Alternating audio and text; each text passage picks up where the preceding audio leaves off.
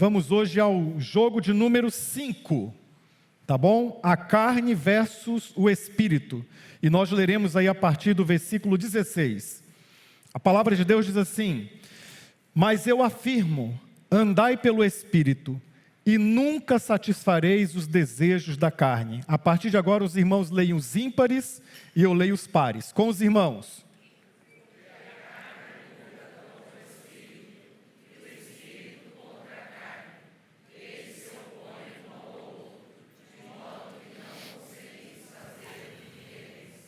Mas se sois guiados pelo Espírito, já não estáis debaixo da lei.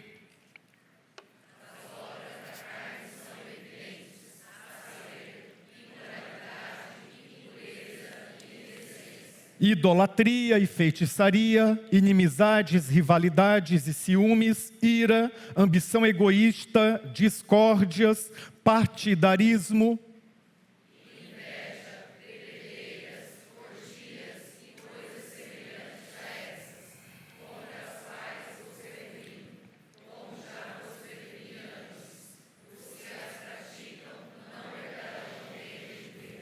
mas o fruto do Espírito é amor, alegria, paz, paciência, benignidade, bondade, fidelidade.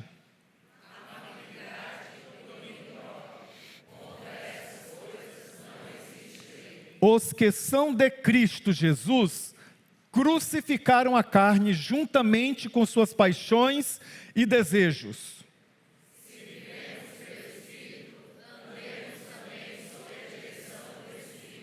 Não nos tornemos orgulhosos, provocando-nos uns aos outros e tendo inveja uns dos outros. Agora eu convido todos a lermos o 25 novamente, todos juntos.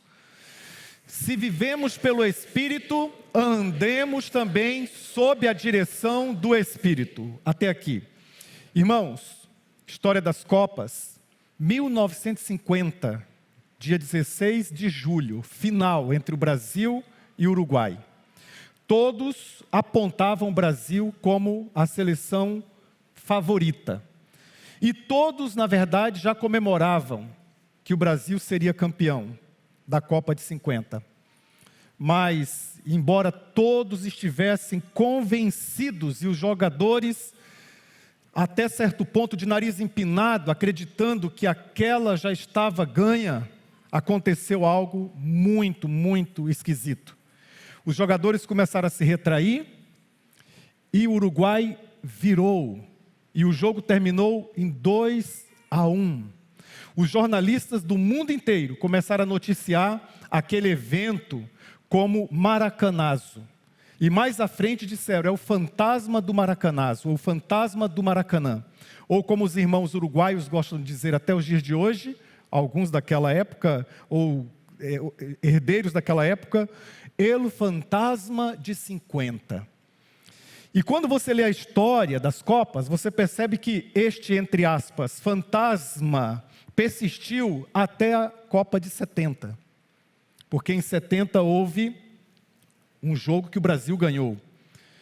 Então, eles lidaram com essa realidade até 70. Imaginem, 50 até 70. Cada jogo, quando enfrentava o Uruguai, vinha aquela sensação ruim. Vinha aquele, especialmente, eles lembravam da história, liam a história, ouviam dos seus avós, e aquilo incomodava muito e terrivelmente, terrivelmente. Na vida cristã, fazendo analogia, muitas vezes nós estamos seguros da nossa vida em Cristo. Especialmente nós, os batistas, que temos a doutrina maravilhosa da perseverança dos salvos, faz parte da declaração doutrinária dos batistas, está lá nos nossos documentos constitutivos, que nós, os batistas, acreditamos na perseverança dos salvos. Nós acreditamos que uma vez salvo, salvo para sempre. Mas esse sentimento que deveria trazer-nos uma paz e uma segurança, muitas vezes pode gerar uma espécie de soberba espiritual, que é exatamente o oposto do que essa doutrina queria causar no coração de cada crente. É exatamente o oposto do que essa doutrina queria ensinar de maneira assertiva. E nós vamos vivendo, mas vez ou outra na nossa vida, nós somos atormentados por um fantasma, o fantasma da carne. A carne não é o corpo. Alguns interpretam erroneamente que a carne é o corpo. O corpo humano foi criado por Deus à sua imagem e semelhança. Em Cristo Jesus, o Verbo se fez corpo, se fez carne, habitou entre nós. Corpo é soma na língua grega, daí a expressão moderna psicossomático. Soma é corpo. A palavra carne é sarquê, de onde se origina uma palavra feia na língua portuguesa, sarcófago. Sarquê, vem dessa palavra aí. Sarquê é carne, mas o que é carne? Carne é o oposto ao espírito. Carne, na teologia do apóstolo Paulo, é a inclinação humana, é a inclinação do velho homem. Lidar com a carne é uma questão que somente o crente ativa na sua vida. No máximo que não crente tem é uma culpa causada pela lei de Deus que é implantada no coração de todos os seres humanos que já viveram, que vivem e que ainda viverão.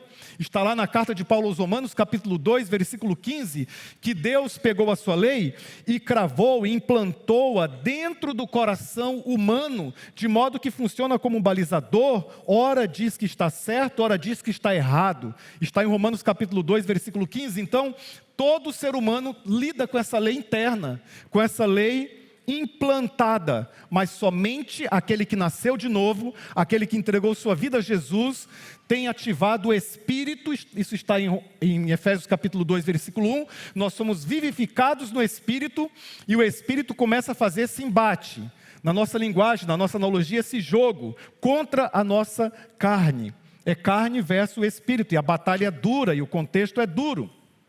Mas essa carta do apóstolo Paulo aos Gálatas, essa passagem, ela nos dá um contexto para nós lidarmos com essa batalha da carne versus o Espírito. Primeiro, o ritmo do jogo. Ele diz, a partir do verso 16, eu afirmo, andai, olha o ritmo, andai pelo Espírito.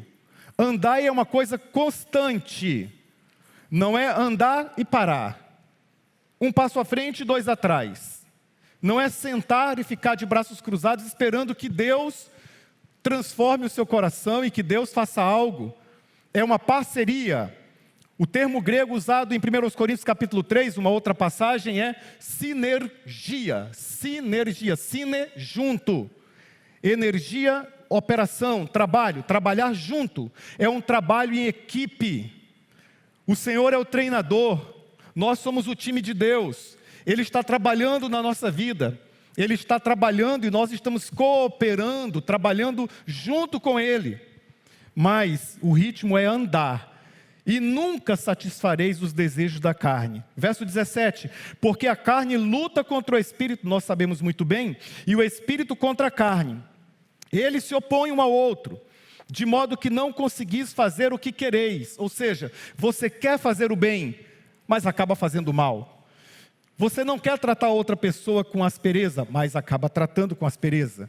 Você deseja ser singelo, mas acaba sendo grosso. Estão percebendo a luta? Isso acontece com cada um de nós, que nascemos de novo, que estamos em Cristo. E o verso 18 diz, mas se sois guiados pelo Espírito, não estáis debaixo da lei. A nossa influência agora é a graça, não mais a lei. Mas esse conflito é real, e Paulo chama essa influência de Deus em nós de andar no Espírito. Andar no Espírito é viver no Espírito. Mas o que significa exatamente andar no Espírito? Nós vamos estudar isso melhor a partir de agora, mas antecipando, andar no Espírito significa você olhar para as coisas de cima, Colossenses capítulo 3, versículo 1, e as coisas de cima, que nós chamamos na teologia de trovão inverso, é aquilo que Deus manda para nós, através da sua revelação, a revelação geral, através da história, da natureza, e a revelação especial, através de Cristo, e o registro da revelação especial, que é a Bíblia.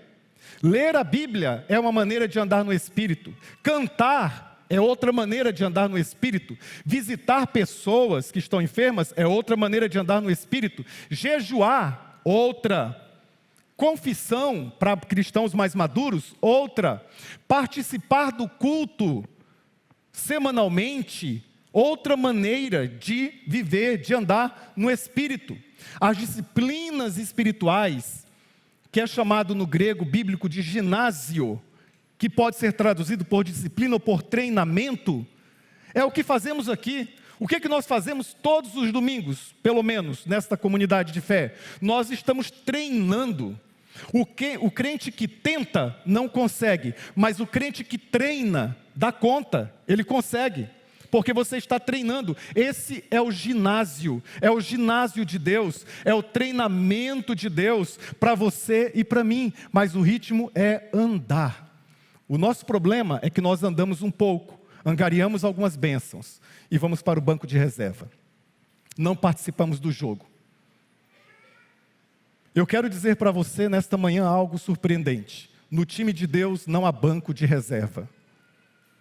Se você está sentado no banco de reserva, esse banco não é o banco em que Deus quer que você esteja. Você tem que participar ativamente, porque o conflito é real. Mas esse conflito entre carne e espírito, em outras palavras, é o conflito entre a vida anterior e a vida interior. A primeira frase que eu disse quando assumi o púlpito, logo após a introdução, foi a seguinte: desse conflito não participam os incrédulos. Desse conflito não participam os que não nasceram de novo. Esses que não nasceram de novo participam do conflito entre a lei de Deus que é colocada no coração deles e a sua natureza pecaminosa. Mas nós temos, enquanto cristãos, uma vida nova. É uma vida espiritual, que Paulo chama aos Coríntios e aos Efésios de vida interior, de vida íntima no Espírito.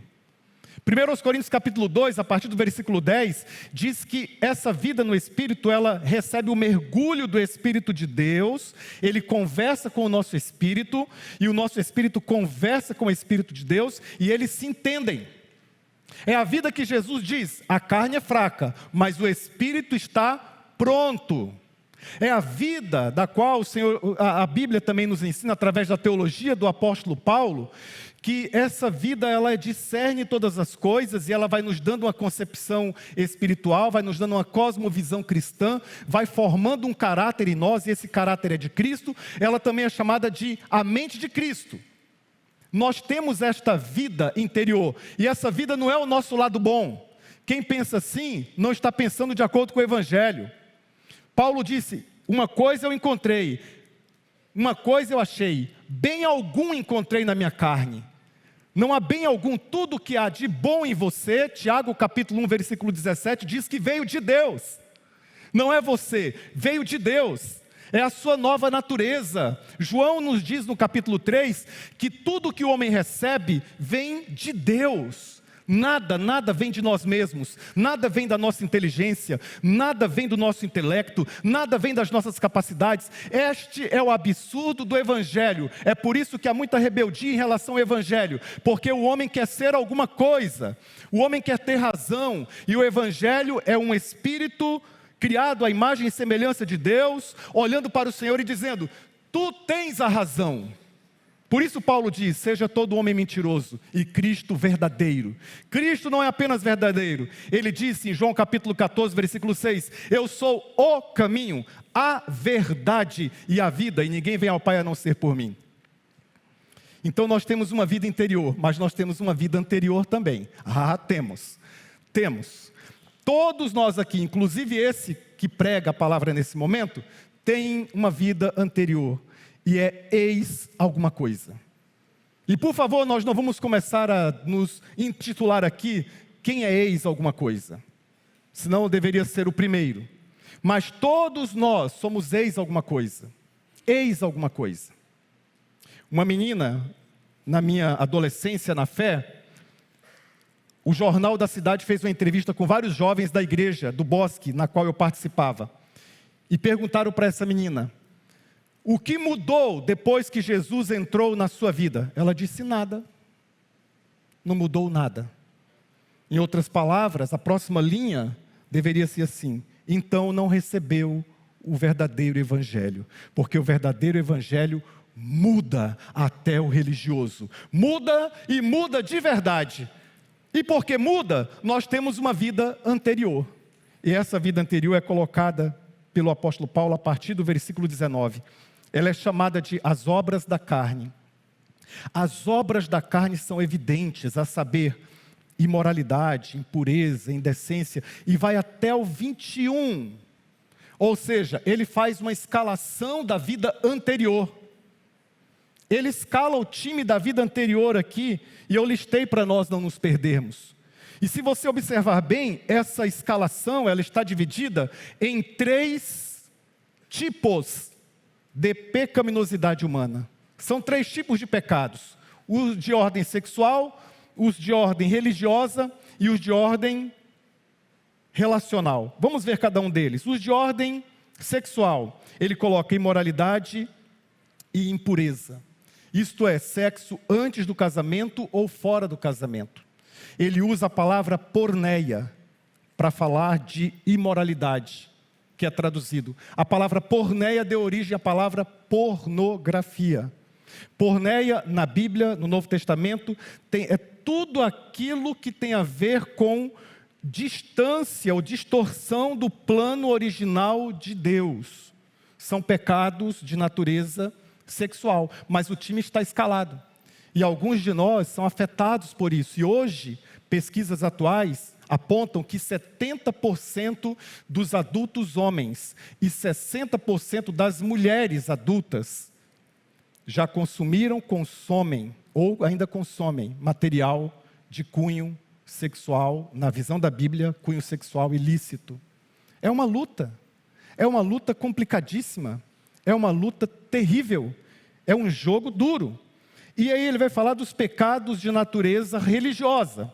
Ele lista idolatria. O que é idolatria, irmãos? É adorar outros deuses, ou coisas criadas por nós mesmos, ou colocar algo ou alguém à frente de Deus na sua vida. Isso é idolatria. Você pode ter uma idolatria de metal, bem uma imagem à sua frente, se curvar diante dela, ou você pode ter uma idolatria mental, um apego mental a alguma realidade que te afasta do plano de Deus. Mas ele coloca também nessa categoria de pecados religiosos a feitiçaria. O que é feitiçaria? Precisamos da palavra original para a gente entender melhor. Feitiçaria é a palavra grega pharmakeia, que virou a palavra através do latim farmácia, que é droga. Feitiçaria, portanto, é droga, mas é a drogadição ligada a religiões de mistério, religiões que se utilizam de bebidas, de raízes e de outras coisas para se achegar à transcendência, se achegar ao Criador. A Bíblia proíbe isso. A Bíblia proíbe veementemente, diz que isso é obra da natureza humana, é obra da carne, isso não tem nada a ver com Deus. Essa feitiçaria, farmaqueia, farmácia, ela tem a ver também com magia negra ou manipulação religiosa de todo tipo. Com o tempo, virou um ilusionismo religioso, ou seja, você não precisa necessariamente estar consumindo uma espécie de droga, fisicamente falando, materialmente falando, mas se há um efeito, se há o ensejo através da manipulação religiosa para produzir um efeito semelhante, um efeito parecido, isso é o que a Bíblia caracteriza como feitiçaria. E aí, pasmem, é de arrepiar, mas eu preciso falar isso. Uma feitiçaria dessa natureza pode estar ligada até a algumas igrejas ditas evangélicas. Quando há manipulação do sagrado, quando há uma relação muito forte nesse sentido de manipulação, a Bíblia chama isso de feitiçaria e diz que isso é obra da natureza humana. Aí vem os pecados que são listados aqui de maneira bem mais intensas, vem os pecados relacionais. Ainda dentro dos pecados religiosos está bebedeiras, que também tem uma ligação com ambos os pecados, sexuais e religiosos. Bebedeiras, orgias, vida descontroladas por substâncias alucinógenas ou excesso de qualquer coisa. Por exemplo, se você joga um videogame e não tem excesso, isso não é considerado dentro dessa categoria. Mas se você não tem controle sobre aquele videogame, isso passa a ser categorizado como essa dinâmica aqui de vida descontrolada. Os pecados de natureza relacional agora, eles estão destacados aí também. Inimizades, rivalidades e ciúmes, que são pecados relacionais. Ira, que é a falta de controle emocional. A ira não é ruim em si. Todos nós fomos criados com a ira, e a ira é um sentimento bom. Ele é o sentimento que te dá indignação. Mas quando a partir da ira você comete uma injustiça, isso passa a ser chamado de pecado. Ambição egoísta, que é um consumismo desenfreado. Você compra por comprar. Uma vez eu tive uma experiência. Eu fui para um congresso da igreja na divisa com o Paraguai. Todos estão proibidos de rir. Eu fui na divisa com o Paraguai. Eu não conhecia, e eu queria conhecer. E eu entrei num shopping lá com o nome oriental, não vou dizer o nome. Entrei nesse shopping com o nome oriental. Quando eu entrei, eu senti um peso, estou falando sério, senti um peso espiritual terrível. Terrível. Eu fui num cantinho e fiz uma oração muito sincera. Eu falei: Senhor, eu não tenho dinheiro, não planejei nada para comprar nesse lugar, não planejei nada. Está cheio de coisas bonitas aqui, eu não planejei nada, eu não vou comprar nada, porque eu não planejei, e eu não tenho dinheiro para comprar isso. Deu um alívio tão grande, eu entrei e conheci todas aquelas belezuras lá, tudo aquilo, e não comprei nada. Eu estava com um amigo, ele não orou. Mas ele também não tinha dinheiro, e não tinha planejado comprar nada. Sabe que ele saiu de lá com uma bateria de uma moto. Eu falei: por que você precisa de uma bateria de uma moto? Você tem moto? Não, eu queria comprar alguma coisa. E saiu com a bateria de uma moto. É isso que está escrito aqui. É esse descontrole do consumismo, que às vezes atinge, isso é obra da carne. E aí vem a inveja, que é um coração egoísta, insatisfação constante. E discórdia e partidarismo. Veja bem, Paulo diz em outra passagem que partido, em uma comunidade, não há problema ter partido. Porque nós somos diferentes, nós somos distintos. Mas esse partido, eu não estou falando agora politicamente, estou falando no sentido de parte de. Esse partido, esse grupo que pensa diferente, não pode virar partidarismo. O que é partidarismo? É você entrar numa guerra, numa disputa e numa luta que, numa linguagem moderna, seria chamado a inimizade, agora sim, politicamente, por polarizações. Nas últimas eleições nós assistimos quantas famílias brigaram, quantas igrejas foram profundamente afetadas. É isso que a Bíblia está colocando, é obra da carne. O partidarismo é uma tendência de você achar que só você tem razão e só você tem a verdade absoluta. Mas esse é um time ruim, que dá muito trabalho. É um time que joga desonestamente. Sabe aquele time que bate, que joga fazendo falta, cometendo falta o tempo inteiro? É esse time aqui. É esse time. Esse time é horrível, esse time é terrível. Esse time aqui, ele joga de maneira completamente injusta, mas você conhece. De vez em quando esse time entra em campo e nós levamos falta num desses pontos aí. Por isso que nós não vamos ficar chorando aqui, não vamos ficar atormentados por este fantasma da carne, como aqueles ficaram atormentados pelo maracanazo, porque nós temos uma outra dinâmica, a escalação da vida interior. Aquela é a escalação da vida anterior, agora vem a escalação da vida anterior. A escalação da vida interior começa no versículo 22. Mas o fruto do Espírito é amor, alegria, paz, paciência, benignidade, bondade, fidelidade, amabilidade, domínio próprio. Contra estas coisas não existe lei. Ou seja, ninguém vai colocar uma plaquinha dizendo: proibido se alegrar, proibido ter paz, proibido ter paciência, é proibido ter amor uns pelos outros. Não existe lei contra essas coisas. Essas coisas foram criadas por Deus e ela é fruto. Observem, quando ele vai falar da natureza pecaminosa, ele diz obras no plural, obras da carne. Quando ele vai falar de fruto, ele coloca no singular, é um fruto do Espírito. E aí tem várias características. Tem duas maneiras de nós vermos isso. O fruto é um só, com vários gomos, como se fosse uma polcã grande, bonita. Tem vários gomos, cada gomo é um. Mas há teólogos que afirmam que o fruto é o amor. O fruto é o amor, e o amor é alegre, o amor dá paz, o amor tem paciência, benignidade, bondade. Esse amor é o amor ágape, é o amor sacrificial, é o amor incondicional. Essa alegria que aparece aqui é a palavra caris, de onde vem carisma, de onde vem graça. Graça. Faz parte da graça de Deus nos dar alegria, a alegria do Senhor é a nossa força. Essa paz é irene, no grego, no hebraico é shalom. Então, ele traduz o shalom do hebraico para irene no grego. É paz, é uma paz que não depende das circunstâncias. Podemos passar por momentos difíceis, momentos ruins, mas temos paz. Esse é o time, é a seleção campeã do fruto do Espírito. Benignidade, paciência antes. Paciência é longanimidade, que é o contrário de pavio curto. Pavio curto é o oposto de longanimidade. O que é uma pessoa longânima? É uma pessoa que não se afeta rapidamente. Ela não é reativa.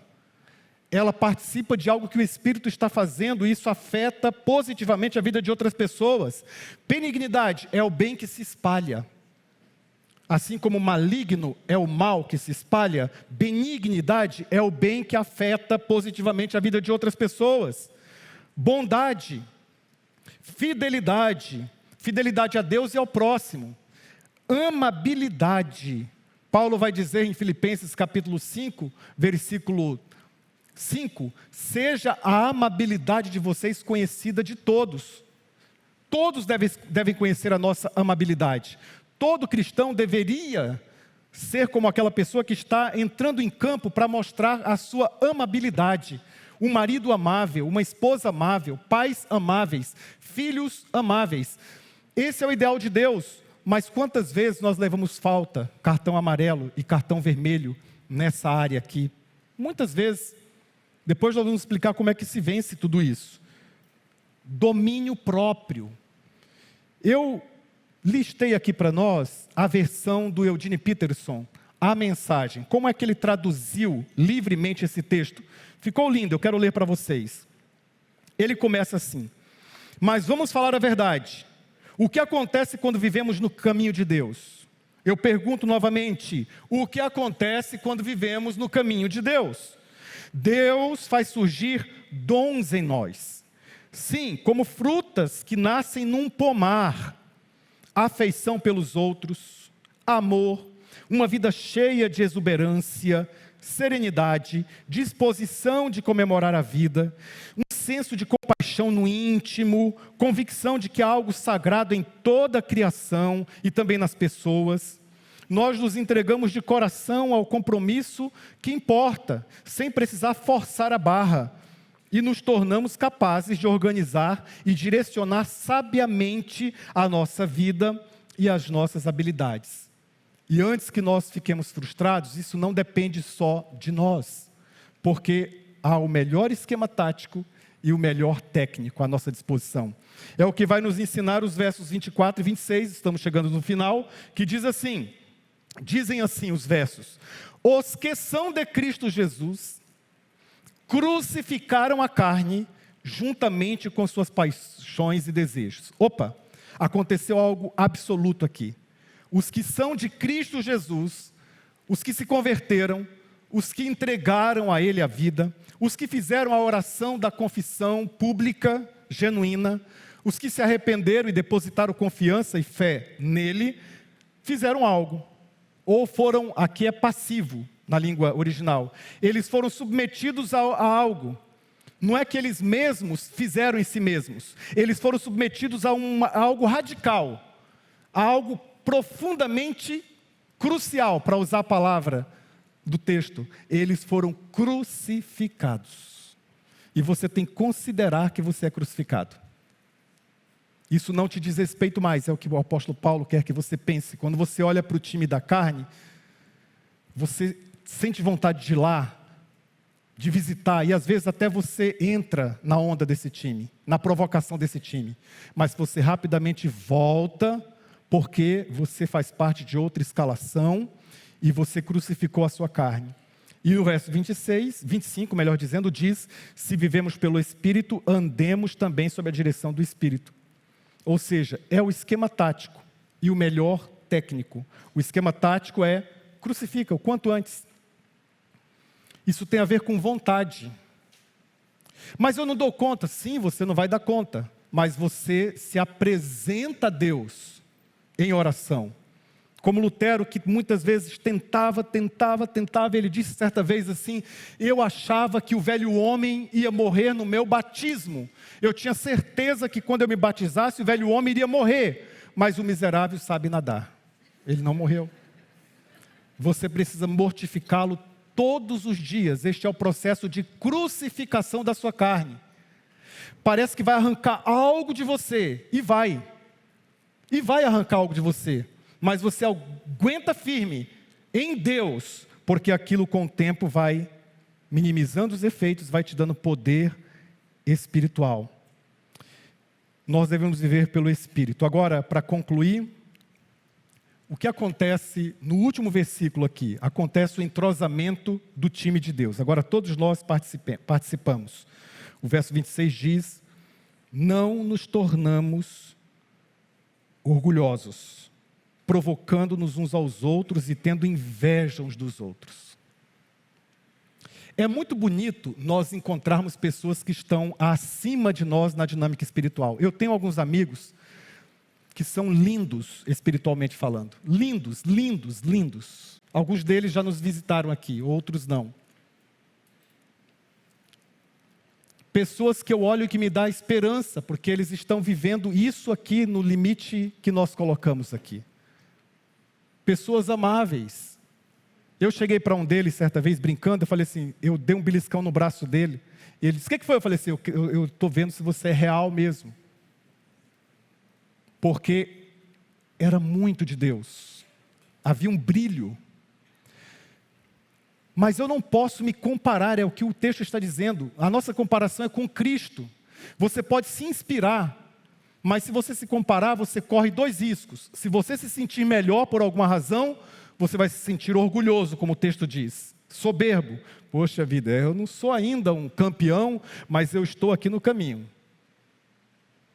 E você vai se sentir melhor do que o outro. E comete o pecado, um dos 7 pecados capitais é orgulho, é soberba. Se você se comparar com alguém que você acha melhor do que você se sente frustrado, porque você fala assim: é só na vida dele, é só na vida dos outros, na minha vida não. Enquanto que Deus está trabalhando na sua vida, está trabalhando no seu coração. Então o texto está dizendo de maneira simples, que nós não podemos nos tornar orgulhosos a partir da comparação, e nem podemos também nos tornar raivosos, provocando aqueles que estão abaixo de nós. Vou contar uma última coisinha para a gente concluir. Eu tenho que concluir, uma última coisinha para a gente concluir. Eu era um adolescente de 16 anos. 17 anos, lembrei a data exata, 17 anos. Eu tinha um outro amigo com a mesma idade, mas que já trabalhava. Eu trabalhava, mas não era carteira assinada, eu trabalhava numa empresa de silkscreen. E esse outro amigo já trabalhava, já tinha condições financeiras e tal. E eu estava começando ali. E aí entrou uma disputa entre nós dois. Por uma moça linda, um cabelo negro lindo, olhos maravilhosos, uma pele sedosa, por acaso está sentada ali me olhando de novo. Eu não estava disputando nada. Aí começou uma briga em frente do templo. Não é briga, não pensa assim briga, é uma briga entre irmãos. Porque você, porque ela, porque eu, porque aquela, porque não sei o quê, não sei o quê, não sei o quê. Aí ele parou e falou assim: José Júnior, entenda uma coisa, se nós brigarmos aqui, você vai levar a pior. Falei: eu vou levar a pior? Sim. Por quê? Porque olha só, eu sou professor da escola dominical, dou aula para os adolescentes, eu dou o dízimo, e você quem é? Eu não era nada, eu era recém-chegado ali. E aí eu fui para casa com aquele sentimento: perdi na igreja. Perdi, acabou. Até que um certo dia, eu ganhei ali. Mas quando é que eu ganhei? em Deus. Então nós temos que ter aqui entre nós o entrosamento do time, uns aos outros, é o entrosamento. Aqueles que estão, e aqui entre nós há pessoas que estão espiritualmente mais vigorosos, espiritualmente melhores, mas lembra, não é você, é o melhor técnico que é Jesus e o melhor esquema tático. Nós participamos da vida da igreja, participamos uns dos outros. Irmãos, a carne é um time terrível, é um rival que joga contra o tempo inteiro. Paulo diz em Romanos capítulo 7, que ele enfrenta essa batalha, enfrentava essa luta. Ele diz: miserável homem que sou, porque o bem que eu quero fazer eu não dou conta de fazer, o mal que eu não quero fazer eu acabo fazendo. Quem me livrará deste corpo mortal? Quem me livrará dessa situação que produz morte? E ele dá um grito de liberdade e diz: Cristo Jesus, homem, Ele é o meu técnico, Ele é o meu Senhor, Ele é o meu Redentor. Então eu quero orar por vocês, para que nós entrosemos o time. Daí a importância dos escudos para os homens, participar dos escudos. Procure o Felipe, líder dos guardiões. Daí a importância de participar de um grupo de conexão durante a semana. Procure o Daniel Silveiro, Daniel Barbosa, o Tiago Freitas, pastores da igreja. Daí a importância de participar de uma classe de escola bíblica. Procure o Daniel Barbosa, procure um dos professores, procure o Alex Pucinelli, procure o Laércio, são entusiastas da escola bíblica dominical. Daí a importância de nós estarmos na concentração, unindo forças, aprendendo uns com os outros, orando uns pelos outros, confessando as nossas culpas uns aos outros, para que sejamos curados, vencendo essa batalha e vencendo esse jogo. Vamos orar? Pai, em nome de Jesus, obrigado pela palavra nesta manhã. Nós não queremos ser guiados pela carne, pelo velho homem, pela vida anterior. Nós queremos ser guiados pela vida interior, a vida do Espírito, a vida nova que o Senhor nos deu. Abençoe os teus filhos nesta manhã. Que nós sejamos, ó Deus, capacitados pelo nosso técnico Jesus. E que o nosso time esteja entrosado. Entrosado. Nós temos uma comunhão no Espírito, mas essa comunhão precisa, ó Deus, se estabelecer em pequenos grupos de conexão. Abençoa a tua igreja neste processo todo. Em nome de Jesus.